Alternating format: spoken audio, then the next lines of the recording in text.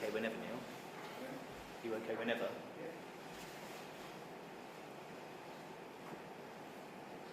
Okay, if we are ready, we're going to go live in 5, 4, 3, 2, 1. Good afternoon, everyone, and welcome to the OBR's press conference for our November 2025 Economy and Fiscal Forecasts. I'm Laura Gardner, Chief of Staff, and I'll be chairing today's event. I'm joined by the three members of the Budget Responsibility Committee, the Chair Richard Hughes, Professor David Miles, and Tom Josephs. In a moment, Richard will run us through a summary of the forecast we've just published, after which the committee will take questions from both those here in the room with us today and those joining us online. Those watching online can submit questions at any time on Slido via the link on our website. Before that, I should start by thanking, on behalf of the committee, staff from the OBR, Treasury and across government for their expertise, flexibility and perseverance in putting this latest forecast together. Of course, all the analysis and conclusions continue to represent the BRC's own independent judgments. With that, let's hear from Richard. Thanks, Laura, and good afternoon, everyone. Before I turn to the substance of our forecast, let me start with an apology. A link to our economic and fiscal outlook document went live on our website too early this morning and was subsequently removed. We apologise to the Chancellor, members of Parliament for this technical error, and have initiated an investigation into how this happened. It will be reporting to our Oversight Board, the Treasury, and the Commons Treasury Committee on how this happened and how to make sure it doesn't happen again. Let me now turn to the substance. Starting with the economy, the productivity performance of the UK economy has continued to undershoot our forecasts, despite several significant downgrades since 2010.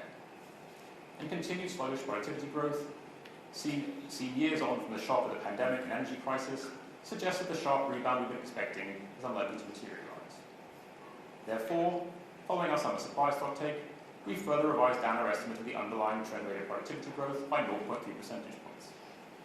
As you can see from this chart, this takes it from 1.3 to 1% in the fifth and final year of our forecast. As you can see from the chart on the right, this downward revision takes our latest forecast of productivity growth closer to, but still above, the 0.5% average growth the UK has experienced since the financial crisis. We published a paper alongside today's EFO setting out the analysis and reasoning underpinning this judgment. Combining our new lower productivity forecast with an unchanged estimate of growth in the labour supply at around 0.5% per year, this means that in our latest central forecast, we now expect real GDP to grow by an average of 1.5% a year for the next 5 years, with stronger growth this year and somewhat weaker growth in later years than in our March forecast. But the downward revision of productivity was not the only material change to our economy forecast since March. We've also revised up our forecast for earnings growth and inflation in the near term, both of which are important drivers of our fiscal forecast. This is especially true when personal tax thresholds are frozen in nominal terms, as they have been since 2022. As you can see from the chart on the left, we've revised up our estimate of nominal earnings growth by around 1% per year this year and next. This reflects the more persistent strength we've seen in wage settlements for this year, and in expectations for next year than we'd anticipated in March. More persistent domestic wage pressures mean we also expect inflation to be higher than in March, as you can see from the chart on the right. And while one-off cost of living measures announced in this budget are expected to knock around 1/3 of a percentage point off inflation next year, it's still forecast to be around 0.5 percentage point higher next year, and take a year longer to return to its 2% target than we thought back in March. The net effect of these changes to our economy forecast on tax receipts is actually to increase them by £16 billion by the end of the decade, compared to our March outlook. This is because while the reduction in productivity growth would have, in isolation, lowered tax revenues by around £16 billion by the end of the decade, as you can see from the grey bars on this chart, higher near-term inflation partly offsets its impact on nominal GDP, which is a key driver of tax receipts. In itself, this boosts all nominal receipts by around £14 billion, as shown in the blue bars on this chart. On top of this, higher nominal wage growth shifts the composition of GDP growth towards labour income and consumption. And because these are both more than twice as tax-rich as business profits and investment, especially in the context of frozen personal tax thresholds, receipts are boosted by a further £11 billion, courtesy of this compositional effect. So the net effect of these and other pre-measured changes in our receipts forecast, shown in the black diamonds, leaves total tax revenues £16 billion higher than in our March forecast, despite the downgraded productivity. Let me now turn to what these and other developments imply for the latest fiscal outlook before taking account of policies announced in today's budget. As you saw in the previous chart, the net effect of changes to our economy forecast increased receipts and therefore reduced borrowing by £16 billion by the end of the decade compared to our March forecast. However, this improvement of the underlying receipts position is more than offset by a £22 billion increase in underlying spending in the same year. In particular, higher inflation and disability caseloads are expected to push up the cost of welfare spending by around £8 billion. Higher borrowing and interest rates increase the cost of servicing the government's £3 trillion stock of debt by around £4 billion. High departmental and other central government expenditure adds £6 billion per year to spending in the middle years of the forecast. And last but by no means least, we've significantly revised up our forecast for local authority spending by around £8 billion, based on both higher outturn data and a much higher estimate of future spending on special educational needs. Taken together, and before accounting for the impact of budget policies, these and other changes to our underlying fiscal forecast added around £6 billion to borrowing in 2029-30. And with the same impact on the current deficit, this left the Chancellor still meeting her target to balance the current budget in that year by around £4 billion in our pre-measures forecast. Against this slightly weaker underlying fiscal position, the Chancellor's autumn budget included an array of spending and tax increases. Starting on the spending side, first it pays for the reversals to previously announced cuts to winter fuel payments and health-related benefits, announced over the summer at a cost of £4 billion per year. Second, it pays for the increases in departmental spending announced during the June spending review at an average cost of £1 billion a year over the next 3 years. Third, it scraps the two-child limit on benefits, which costs £3 billion per year, and increases payments to 560,000 families. And fourth, it announces a range of other spending measures, including £2 billion a year to reduce household electricity bills over the next 3 years. Moving to the tax side of the budget, it freezes personal tax thresholds for a further 3 years, which raises £8 billion in 2029-30. Second, it charges national insurance contributions on salary sacrifice pension contributions, which raises £5 billion. Third, it increases income tax rates on dividends, property and savings income by 2 percentage points, which raises £2 billion. And there are a host of other tax measures raising a further £11 billion, which you can read about in Chapter 3 of our EPA. Adding the cost and yield from budget policy measures to the pre-measures fiscal positions from before, budget policies further increase spending in every year, and by £9 billion by the end of the decade. But budget tax rises more than offset this increase in spending by raising £2 billion to £26 billion in additional revenue. All these policy changes, together with their indirect effects on the economy and the forecast changes I described earlier, leave borrowing £15 billion higher next year, but £6 billion lower by 2029-30. And because some of the extra budget spending is in the form of investment, the current budget is improved by £12 billion in that year compared to our March forecast. Taking both forecast and policy changes together, the budget pushes both tax receipts and spending higher as a share of GDP. Receipts are up by £38 billion by the end of the forecast, and the tax to GDP ratio reaches a new high of 38% of GDP by the end of the decade. Spending is also higher every year by around £33 billion, and on a flatter profile than forecast in March, due to both forecasts and policy changes. By the end of the decade, spending settles at just over 44% of GDP, which is 5 percentage points higher than it was before the pandemic. Looking at what this implies for the overall path of borrowing as a share of GDP is projected to fall from just over 5% last year to 4.5% this year to 2% from 2029-30. And the near-term loosening in this budget shifts back the weight of the planned fiscal consolidation by a year relative to March. The composition of consolidation is also now more tax-heavy, with increases in tax accounting for 3/4 of the reduction in borrowing as a share of GDP. And reductions in spending account for the remaining quarter. This compares to around 2/3 tax and 1/3 spending in last autumn's budget. Debt rises over the forecast from 95 to 97% of GDP in 2028-29, before falling back to 96% in 2030-31 due to a one-off repayment of Bank of England. Compared to our March forecast, debt is around 1.5% of GDP higher on average over the next 5 years. Looking at what all this means for the specific aggregates targeted by the Chancellor in her fiscal rules, starting from the £10 billion the Chancellor had against her current balance target in March, underlying forecast changes reduced the margin against her current balance target by £6 billion. Meaning the fiscal rules were met by £4 billion in our pre-measures forecast. Budget policies improved the current budget in 2029-30 by £18 billion. So the current balance target is met in our post-measures forecast by a margin of £22 billion, which is more than double the £10 billion headroom the Chancellor set aside in her first 2 fiscal events. And this increases the Chancellor's probability of meeting her fiscal mandate from 54% in March to 59% in this event. Turning to the Chancellor's target to get net financial liabilities falling as a share of GDP by 2029-30, this is also expected to be met by an enhanced margin of £24 billion, which is somewhat higher than the £15 billion she had in March, and increases the probability that this target will be met in outturn from 51 to 52%.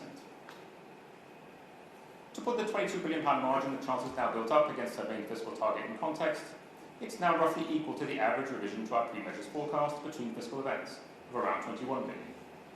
And as you can see from this chart, it's 3/4 of the £29 billion average margin that previous Chancellors have set aside against their fiscal rules.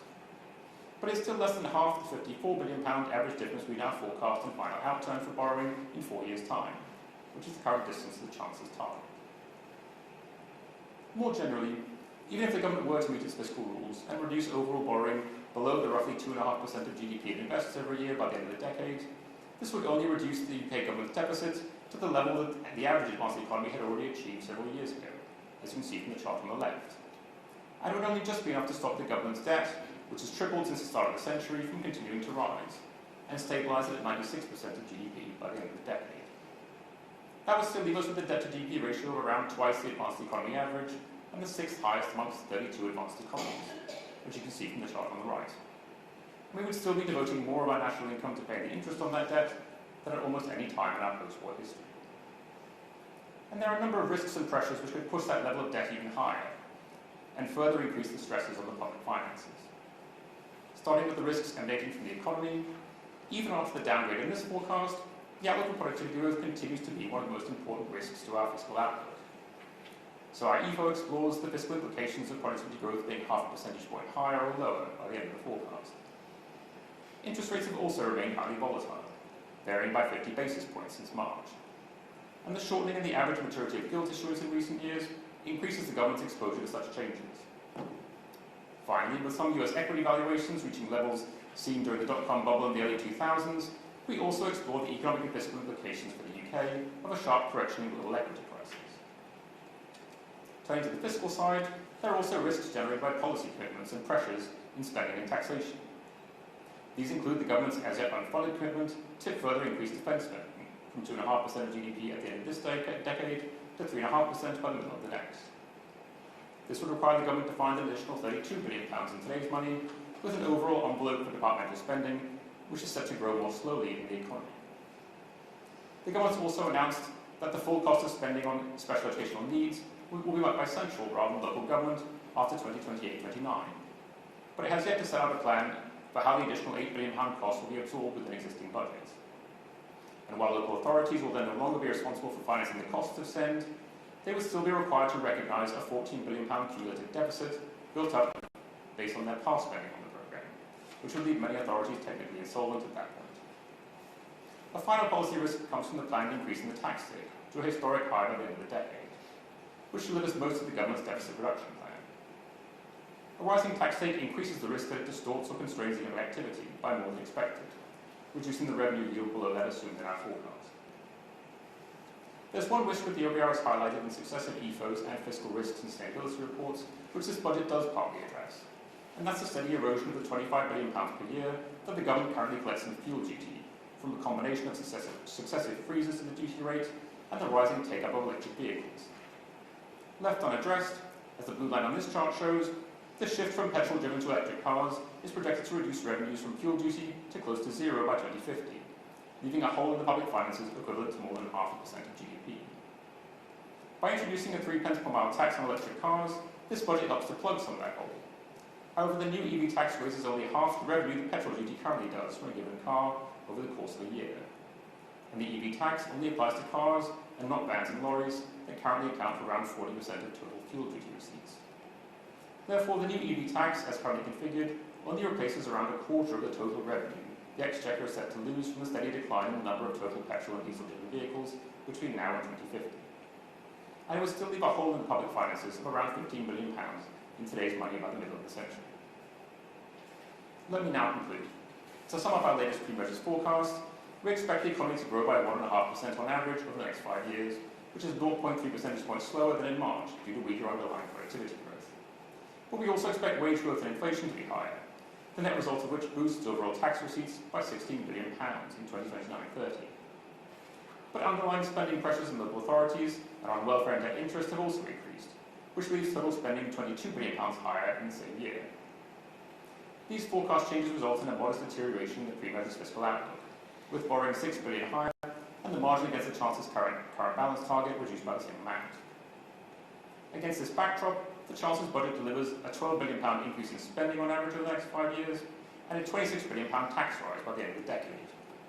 Taken together, these budget policies increase borrowing over the next 3 years by £5 billion on average, and then reduce it over the following 2 by an average of £13 billion, shifting the weight of fiscal consolidation back by a further year.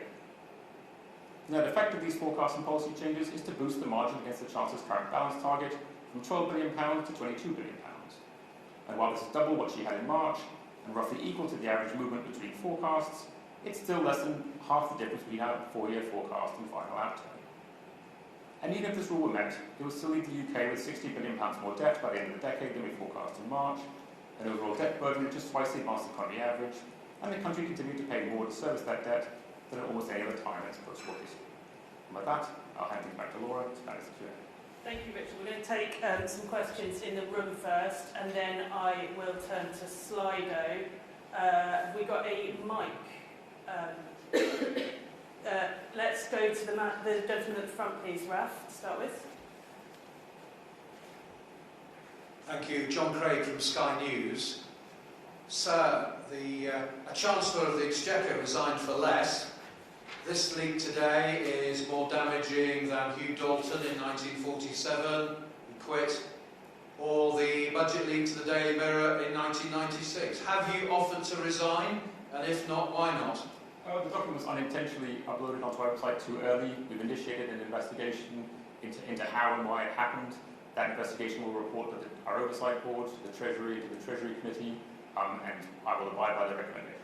So if they say you should resign, you'll go, will you? I will abide by the recommendations, and I always serve, and so long as I have the confidence of the Chancellor and the Treasury Committee. But this is a very serious leak. We take it very seriously, which is why we initiated an investigation and why it will report to the Treasury Committee and the Treasury. Do you know how it happened? We're launching an investigation. I'm not going to preempt it. Does that mean you don't know how it happened? At the moment, we understand how it happens, but we want to get to the fundamental causes and make sure it doesn't happen again. Has anybody been disciplined or anything like that? We've been focused on getting our EFO out into the public at the right time, in light of this, in light of what happened. When the report is finished, we will give it to the Treasury, we will give it to the Treasury Committee, and we will publish it. I will abide by the recommendations of the Chancellor and the Treasury, in whose confidence I serve from day to day. Was it a mistake in your organisation? It was a mistake in the OBR. Thanks. Let's go to the gentleman behind, and then I'll come over to this side. Jack Barnett from The Times. The probability forecast, the headroom, is only nudged up ever so slightly. It's 59% now. I think it was around 54 previously. But the actual headroom has more than doubled. I mean, what level of headroom does the Chancellor need to get to before you can give her fiscal rules a clean bit of health? Are we looking back to the George Osborne coalition era of £70 billion? Sure, thanks. Well, I mean, the Chancellor is meeting her fiscal rules in this forecast by 22 billion, and that is under our central forecast. So, you know, she is meeting the rule. There is a huge amount of uncertainty around our forecasts, which is why, you know, the probability of achieving the forecast is still, as you say, around 59%. The margin that the Chancellor now has is twice the margin that she had previously, and it's around 3/4 of the margin on average that previous Chancellors have kept. And it is roughly equal now to the average change in our forecast, from forecast to forecast. But it is also much less than the average difference between our forecast 4 years hence and actual outturn. And as I say, that reflects the risks around any fiscal forecast. You know, we are forecasting the difference between £1.5 trillion worth of spending, £1.5 trillion worth of receipts, all of which are driven by a huge number of factors across the economy, taxpayer behaviour, and also, you know, the possibility of future policy changes. So you're essentially saying there's quite a high chance of further tax increases in the spring? Sorry, I didn't... You're essentially saying there's a high chance of another round of tax increases or spending cuts in the spring statement? No, so I'm saying, as I say, the Chancellor is meeting her fiscal rule. There is a wide range of uncertainty around the fiscal forecast. And I think David Miles wanted to add on that one. Just a few observations. I mean, first of all, I think our forecast is one about which there are symmetric risks. 22 billion in some ways sounds a very large number, and 59% sounds quite a low probability. So it can seem sort of disappointing, but I think when you sort of understand what the number is, it's a 59% chance of being on the right side of the current balance 4 years down the road. If you just stuck to current policies, even though there are inevitably going to be shocks between now and then. Of course, in practice, chancellors will adjust their strategy as they go along. And so 59% would only be the chance that you get to the right place, if you will, if you didn't adjust anything in the light of the kind of shocks we've seen historically. And as I say, the risks are symmetric around that. So if we get a series of good shocks, and there haven't been many good shocks in the UK over the last 15 years, we won't be due for some, one can adjust policy in the other way, reduce taxes or increase spending. Raf, we'll come to the woman in the back, and then we'll come forwards. Hi, Anna Grosser from the Financial Times. Can I ask two questions, if I may? So one is, were you notified at any point in the process that there was going to be an income tax rise? And second of all, even before the two-child benefit cap, you were forecasting £22 billion of increased spending, which is absolutely enormous. What is your assessment of what's going wrong on spending discipline? So I'm going to divide your two questions between two people. Richard, could you take the first, and then Tom, could you come in on spending, please? Yeah, so on the first question, we don't comment on policy under development. We only forecast and report on policies that are finalised in the Chancellor's budget. Tom? And so on the increase in spending in the forecast, so before the impact of any policies that the Chancellor's announced, there was a significant increase in our forecast for spending, which actually sort of starts now and is maintained through the forecast. That is driven by a few different areas of spending, in particular an increase in welfare spending. That is largely due to higher inflation, so higher benefit uprating, but it's also due to some increases in the estimate of benefit caseloads, particularly those people who are claiming for health or disability related reasons, and also higher caseloads of pensioners. There's also an increase in debt interest spending. That's largely driven by slightly higher interest rates than at the time of the March forecast. Finally, there's been a big increase in local authority borrowing, and we've seen that in the last couple of years. The ONS has increased their estimates of local authority borrowing, and therefore we've reflected that now in the forecast. We think that is quite largely driven by the increased financial pressures on local authorities in a number of different areas, but particularly the cost of provision of special educational needs.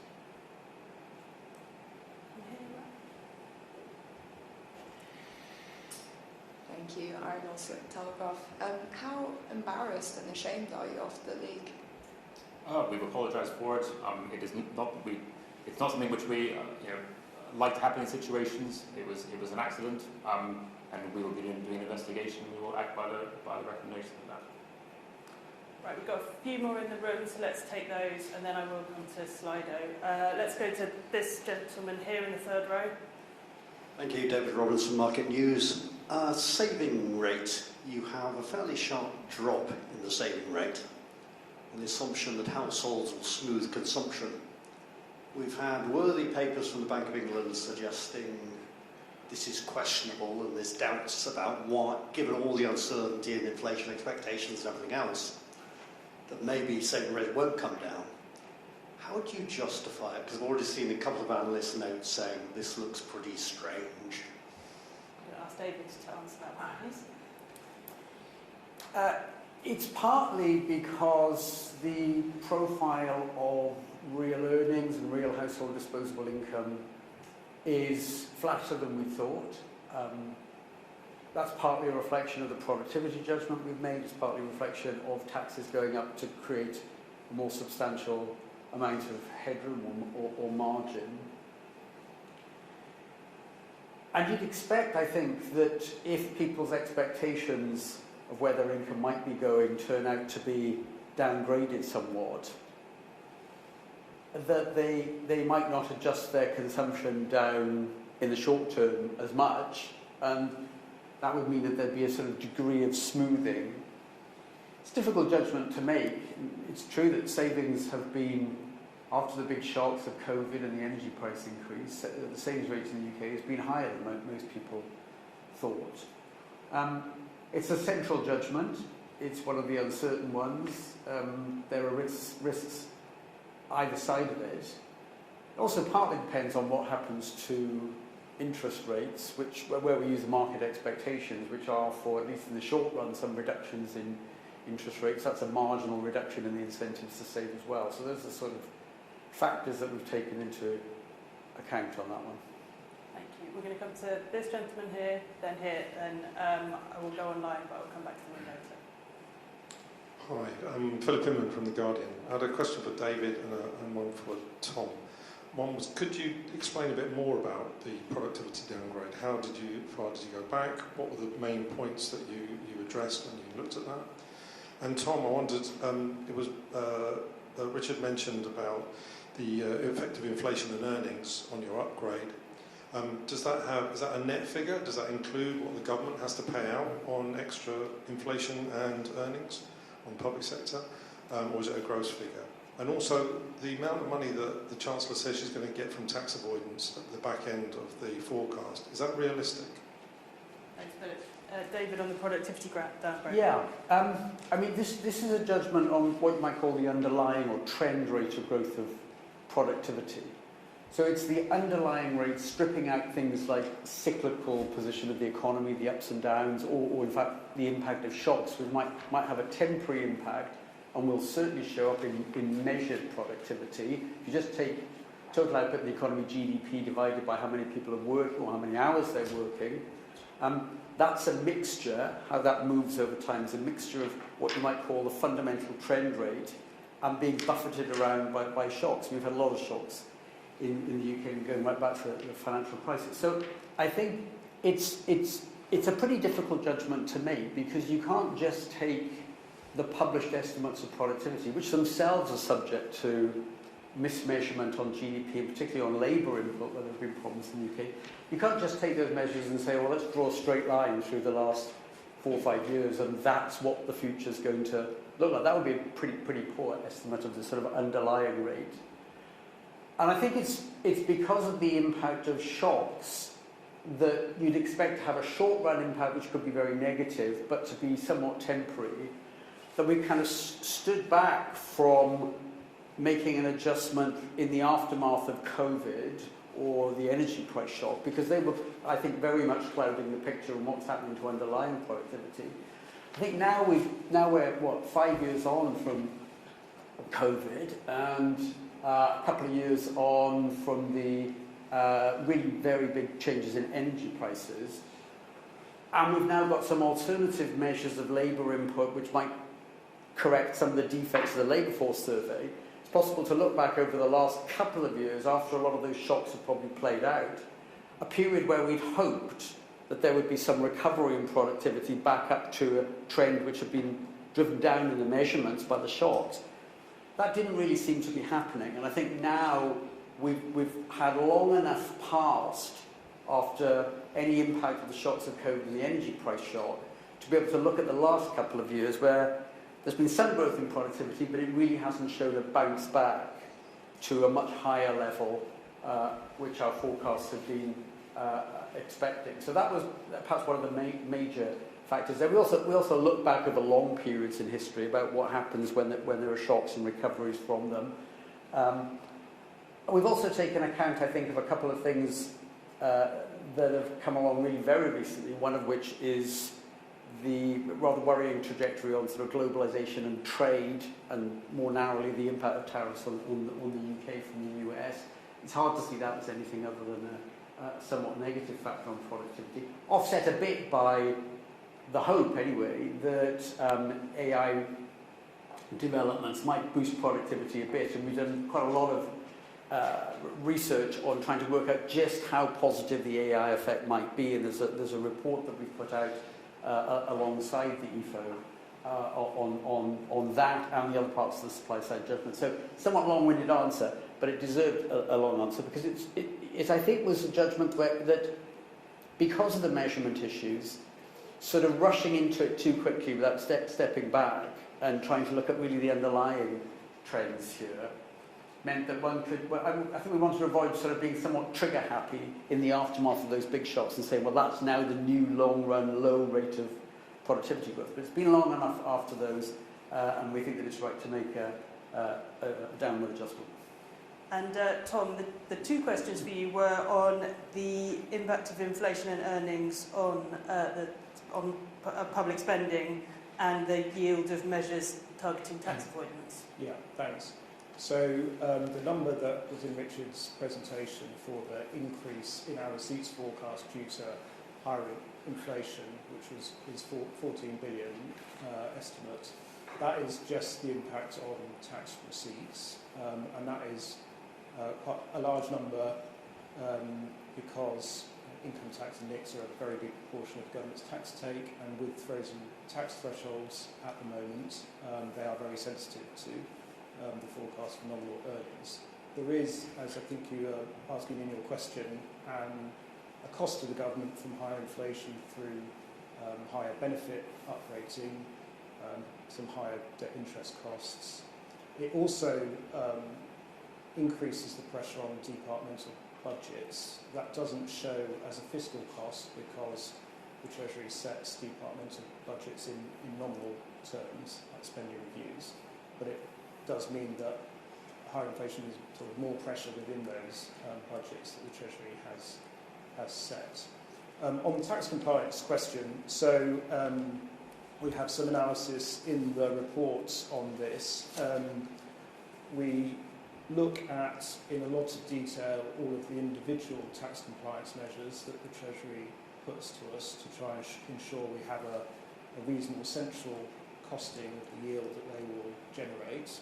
But we do underline that there is a lot of uncertainty around those costings because they do depend quite often on how the targeted group of non-compliant taxpayers will sort of respond to those changes.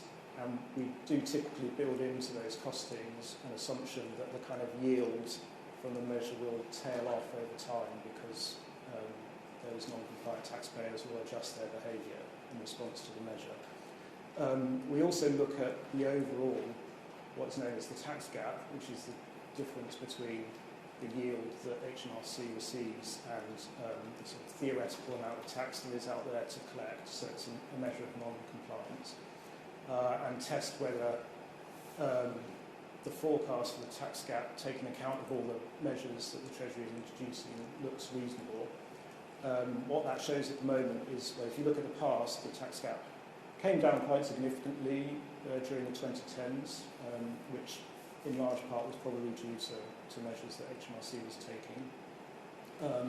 It's been relatively flat since 2017-ish.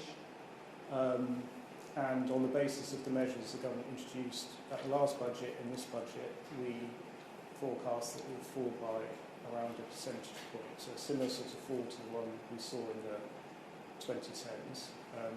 We think that's a reasonable central estimate and reflects both additional resource that HMRC is putting into non-compliance and, as I say, a large number of measures targeting specific areas of non-compliance, but there's certainly a lot of risk around those estimates.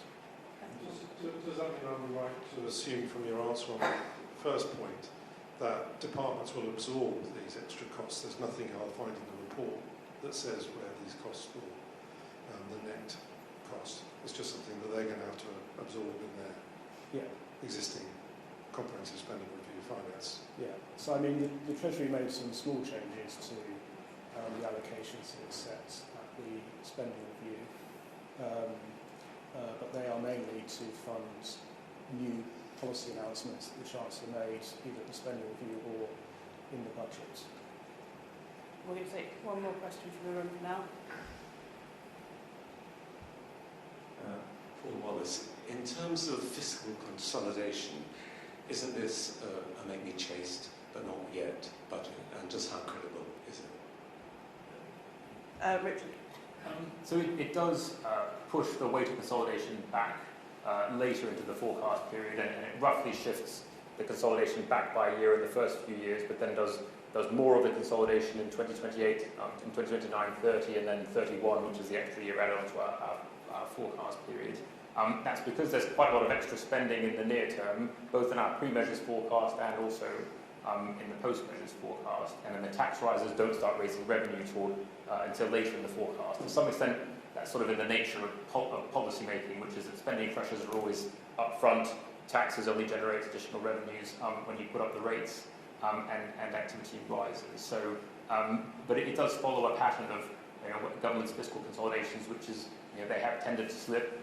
We've seen successive governments have plans for reducing the deficit to roughly the levels that the Chancellor is trying to get to by the end of the decade. And for various reasons, both shocks as well as new pressures emerging, the deadline for that consolidation slips. I mean, one thing to say about this Chancellor's fiscal framework is that one thing that she can't do with her current balance target is for the moment split the deadline. It is 2029-30. That's what the deadline was in our March forecast. That was what the deadline was in her October budget last year. That's still the deadline this year. It's not until it becomes the third year of the forecast that it starts to roll forward again. And so for those reasons, at least for the next this budget and the next, she's wedded to getting the deficit, the current balance, down below to a positive number by 2029-30.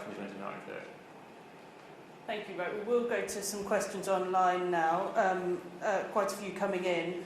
We've got several questions, Tom, on the new mileage-based charge on electric cars.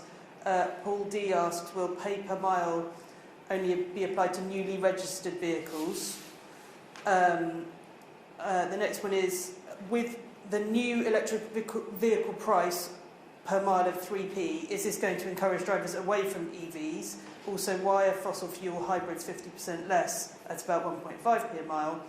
And then finally, will the new EV tax not encourage the use of mileage defeat devices, which I think I understand what that means. Mileage defeat devices, especially as they don't need an MOT for 3 years.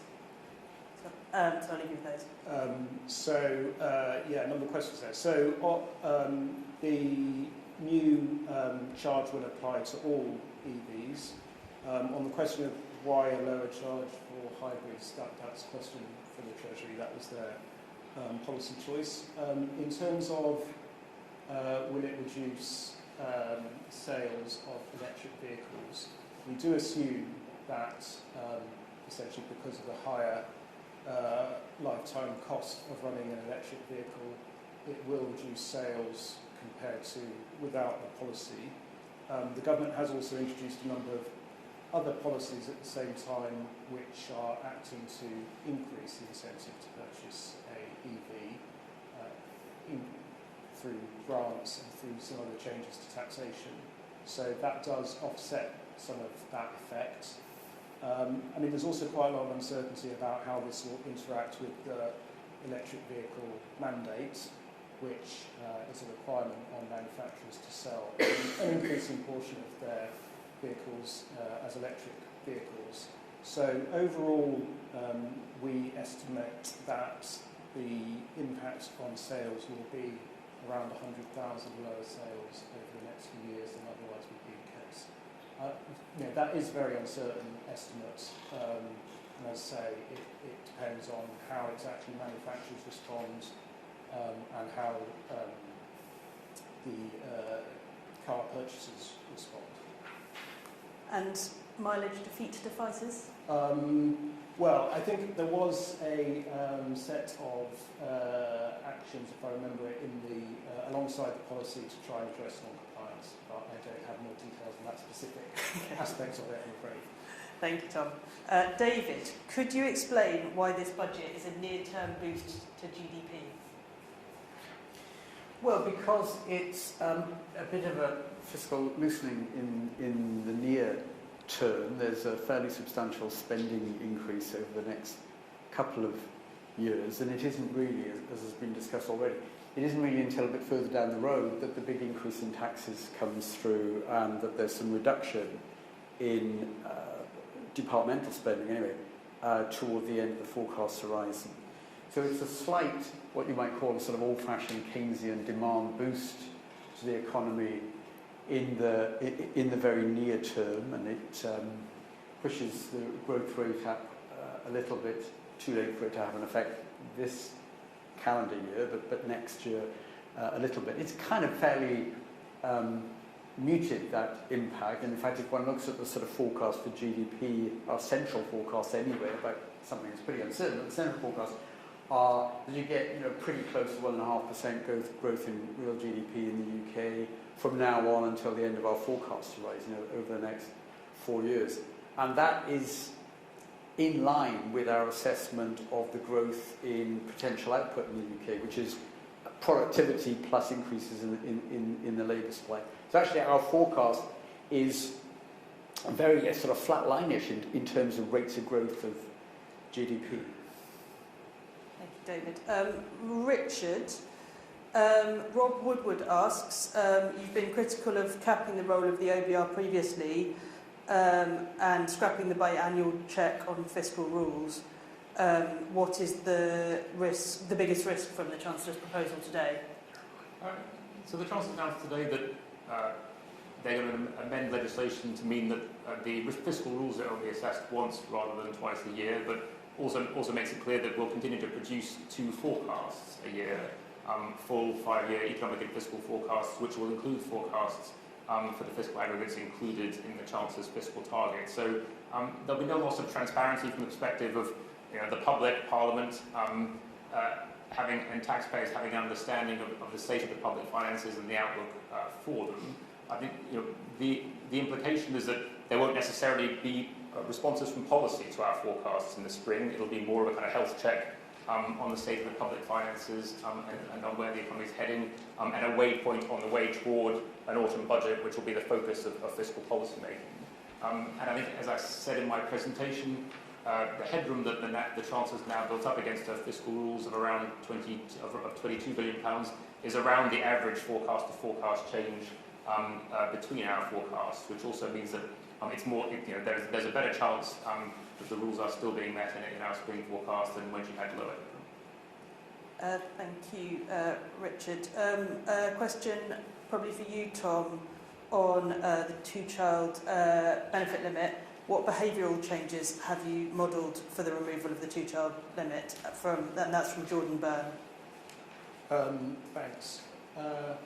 So in the estimated cost of that measure, there is an assumption that around 25,000 additional families claim universal credit that are not currently claiming universal credit because of the increased generosity with the 2-child limit removed. That is the main behavioural assumption that's made in that costing.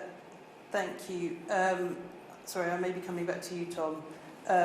Delphine Strauss asks, from the FT asks, the OBR is forecasting big near-term increases in spending and later increases in tax revenues. Mm-hmm. How uncertain are the revenue forecasts? And what is your assessment of the effect of the salary sacrifice changes at different earnings levels? So that's 2 questions there. So, I answered a question earlier on the increase in spending, which is around £22 billion, and actually a lot of that is already increases that we're seeing in spending this year, and then it's kind of maintained over the forecast period. And as I said, it's a combination of higher spending in local authorities, in welfare, and in debt interest. The increase in the forecast for tax receipts is largely driven by the higher earnings and inflation forecast, and that therefore builds up over time. And in particular, we've got a higher wage forecast next year, and so the increase in receipts kind of starts next year and then grows over time. I mean, in terms of, well, first of all, on salary sacrifice, we do expect that to mainly fall on higher earners. It tends to be higher earners who use salary sacrifice, and it is also the case that with the £2,000 cap, that also means that it's more likely to affect higher earners who put more than £2,000 into their pension through those sort of schemes. I mean, in terms of the risks to the tax forecast, I guess a couple of things to say. One is that the increase in the tax to GDP ratio over the forecast takes the tax to GDP ratio to what would be a record high for the UK. and around 5 percentage points higher than it was before the pandemic. That is largely driven by increases in personal tax. A lot of it is driven by the threshold freezes, but also other changes in personal tax. And that does affect a very large number of taxpayers, and therefore the yield from it is more certain to the extent that the kind of behavioural response is easier to estimate. But it is very sensitive to the forecast for earnings and inflation. And what we've seen over the course of the past few years is that these threshold freezes have raised a lot more than we originally anticipated, because inflation and earnings have been so much higher than was expected before the energy price shock in particular. So there is still uncertainty around that. Another chunk of the increase in the tax GDP ratio is driven by capital taxes, so capital gains tax, stamp duties, inheritance tax. Those do tend to be more uncertain in terms of the kind of behavioural response that individual taxpayers might have to those tax changes, and also to the value of assets, equity prices and property prices in particular. Thanks, Tom. I just wanted to check, any more questions in the room? This lady here again. Yeah, I just got a couple if that's okay. So Rachel Reeves said the damage from austerity and a chaotic Brexit and the pandemic were worse than we thought. Is she right to blame everyone else? And then secondly, I was just hoping to ask, when did you tell the Chancellor that stronger wage growth would boost receipts? Was it on the 31st of October in the final pre-measures forecast? David, do you want to take the first of those? I think the judgment on productivity really now is really about looking back over the period since low productivity growth began. That's really, there's a pretty clear watershed around the time of the global financial crisis, 2000, which is what, 17 years ago.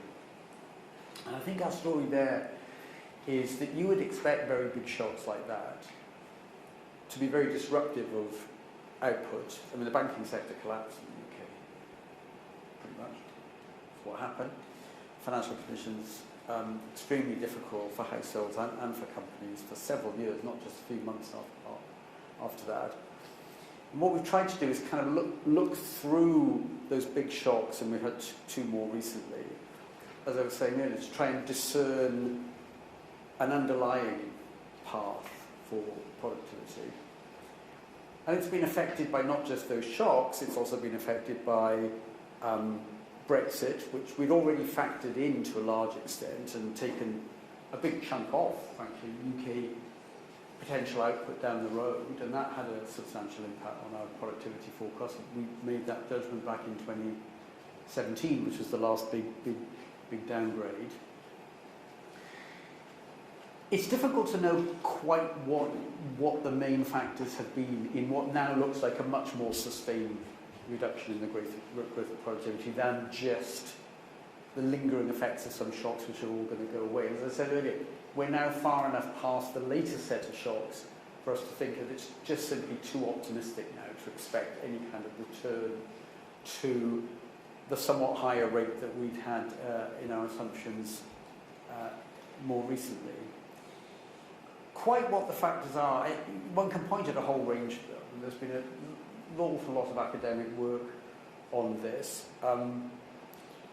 Some of them reflect a sort of pessimism that really applies to most rich countries. There's been a slowdown in productivity pretty much across the board. I mean, there's a view Robert Gordon wrote a very long book about this a few years ago, basically saying that we discovered all the things that were really strong boosters of productivity, and sort of get used now to going back to a lower rate of productivity than we've seen over the last 100, 150 years. So his view was it was nothing specific to the UK, it was just about technological advance slowing down. We've discovered lots of the things that generated the high productivity we've seen over 150 years.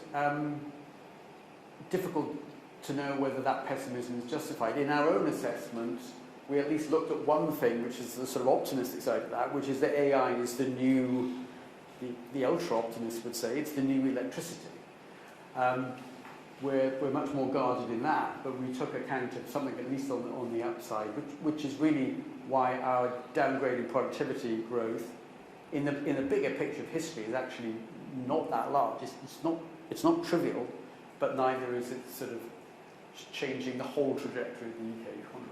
It's a 0.3 downgrade from 1.3 to 1%. And we also had a question on when you told the Chancellor about stronger earnings forecasts.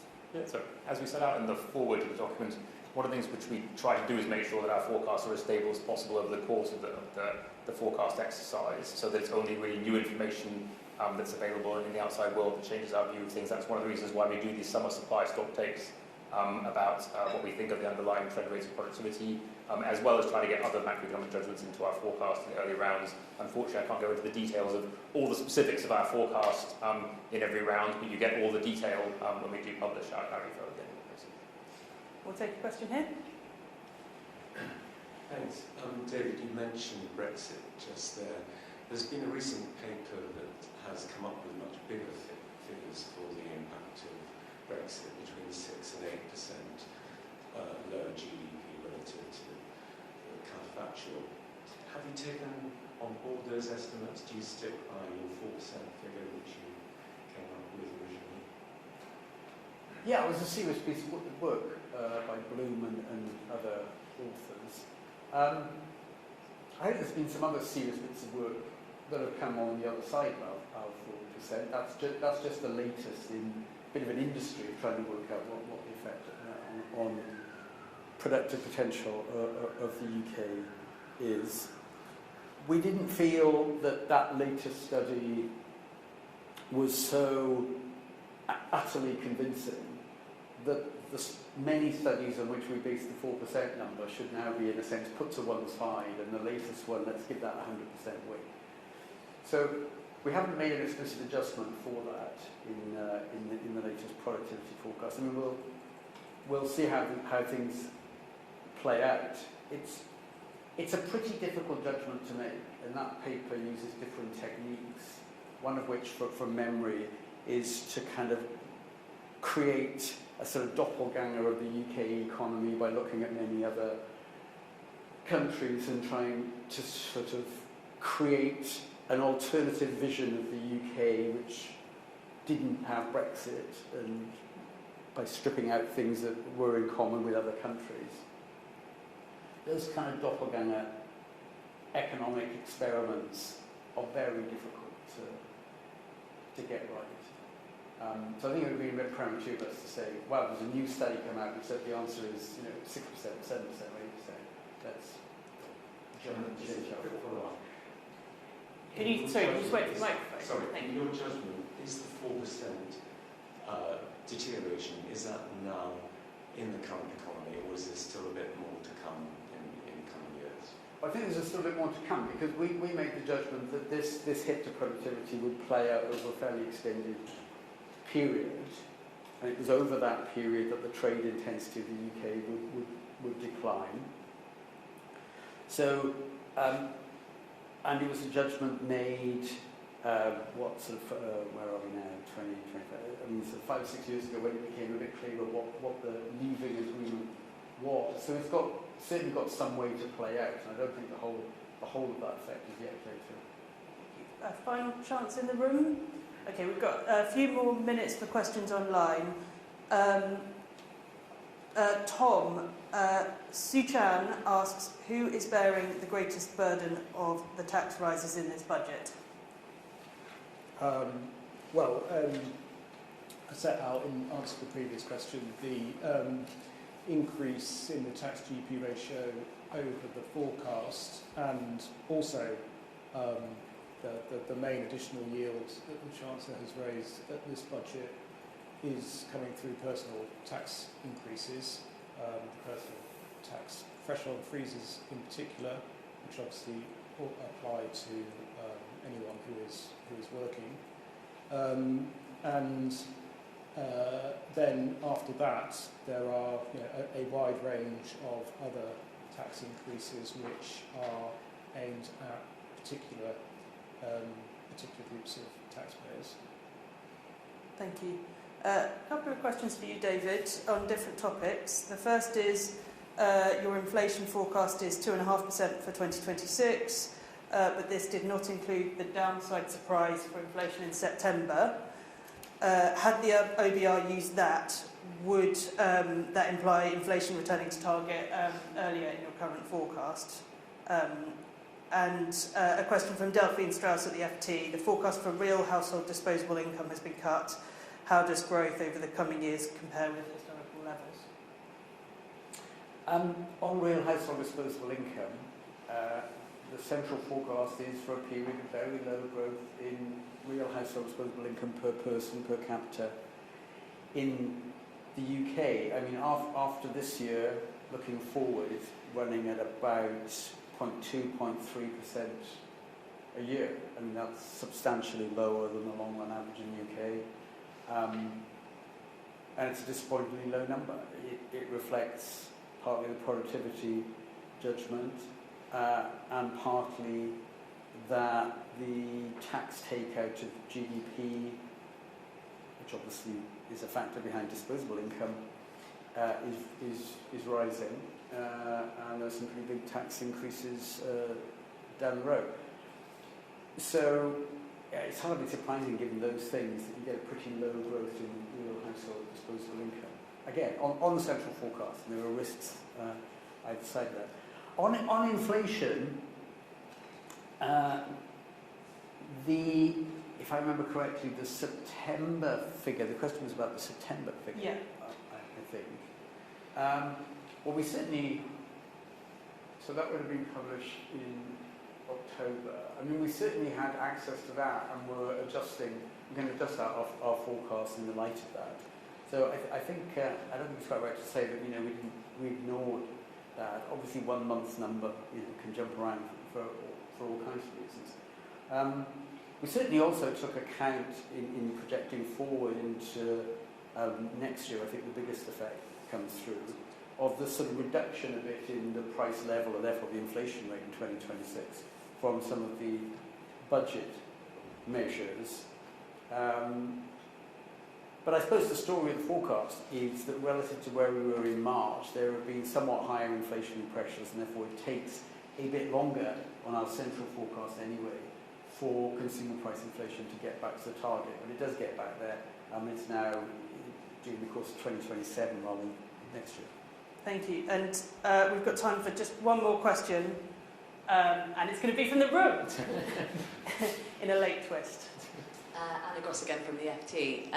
Why did the Planning and Infrastructure Bill and also some of the employment support measures not boost your GDP growth forecast, which I think the Treasury was very much hoping that they would? I'm going to ask you to take that one and wrap us up, Richard. I mean, the short answer is that they're still going through Parliament. Some of the important details are yet to be specified, in particular for employment rights, the probation period, which is one of the key details to understand, to estimate its impact on things like labour supply and business employment decisions, are things which are yet to be specified. They're going to be in secondary legislation, so we're going to have to wait for details on those bits of legislation before taking into account that. Thank you, Richard, and David and Tom. So I'm afraid that's all we've got time for this afternoon. Apologies to those whose questions online we didn't get to. Do get in touch with us, and we're very happy to follow up afterwards to try and answer your question. And I will wrap up by saying thank you to all of you for joining us today, and we look forward to seeing you at our next event in the new year.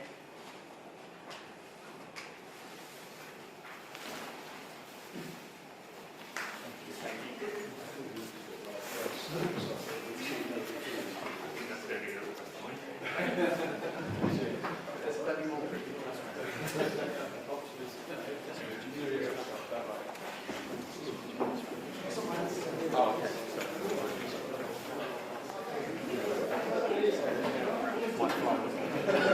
okay.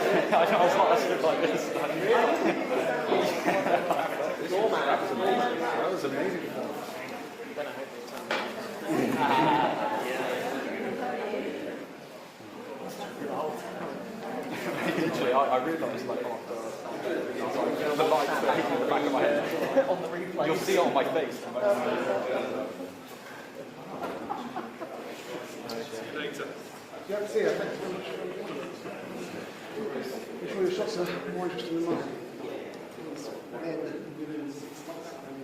One was sort of similar. It's more interesting than it was positive. I mean, to be honest, maybe if you say anything hadn't happened, you wouldn't have come. I mean, it's an interesting one because the mistake happened, but then the biggest story of the budget got announced. So it's a bit like, well, are you actually going to talk about the mistake anymore?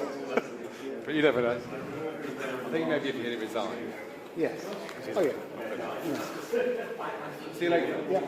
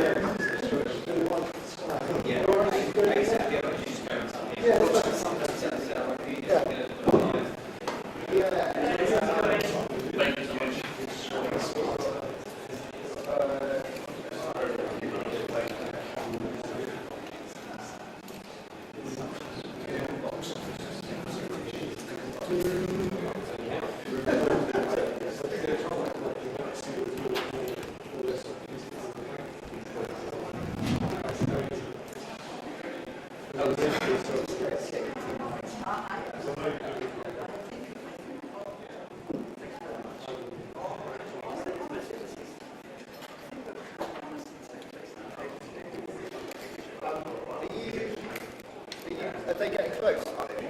Kill my lights. Yeah. Kill my lights. Oh, yeah, thank you very much. Yeah, they're great. I mean, yeah, these ones anyway, the back ones are fine.